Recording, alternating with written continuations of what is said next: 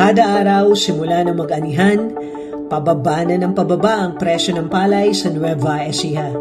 Konting ulan lang, babawasan na daw ng 50 sentimos hanggang piso ang presyong napagkasunduan na. Umabot ng araw ito ng 6 na piso kada kilo.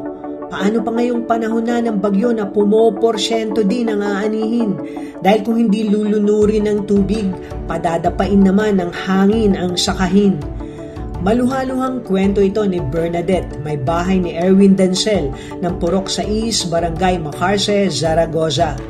Paminsan-minsan nakakahiram sila ng ekstrang lupang sakahan pero ang iisang ektaryang palayan nila sa Barangay Mayamot ng nasabing bayan ang talagang pinagkukunan nila ng kabuhayan at pampaaral ng 3 anak, isang kolehiyo, isang grade 5 at isang grade 2. Hindi na sila umaasang kikita pa, handa na silang kumapit sa patalim.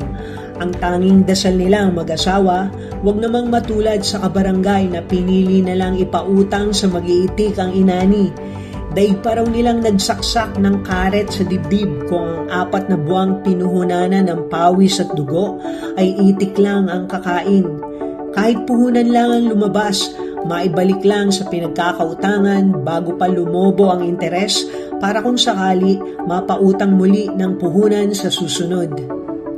July 16, sa gitna ng banta ng bagyong Krising, napanood ni Bernadette ang announcement ni Governor Aurelio Oy Umali na muling mamimili ng palay sa magsasaka ang Kapitolyo sa mas mataas na presyo kesa sa mga private traders. July 17, 10 a.m. nang mag-text si Bernadette sa numerong inilathala ng Provincial Food Council Palay Price Support Program para magbaka sakali. 1 p.m. na schedule na siya. Hindi po namin ine-expect na ganun po yung magiging outcome nung ginawa po ni Gov na isa po kami sa naging beneficiary po niya na sa programa niya po na yon. Hindi po ako baka paniwala, kami pong mag-asawa na sa isang text lang po papansinin po yung text namin.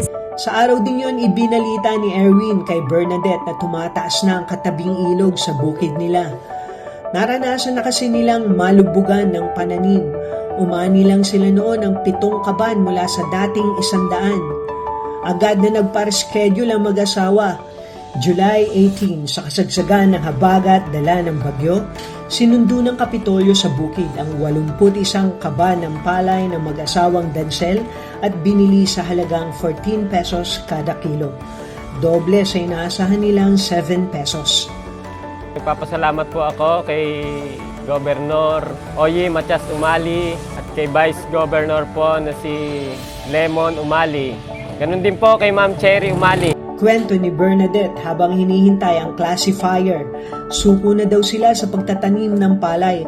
Awang-awa na sila sa sarili nila. Lahat na lang kalaban. Presyo ng krudo at pataba, peste, bagyo, private traders. Pero dahil sa Palay Price Support Program ng Kapitolyo, naramdaman nilang may kakampi pala sila. May nagmamalasakit.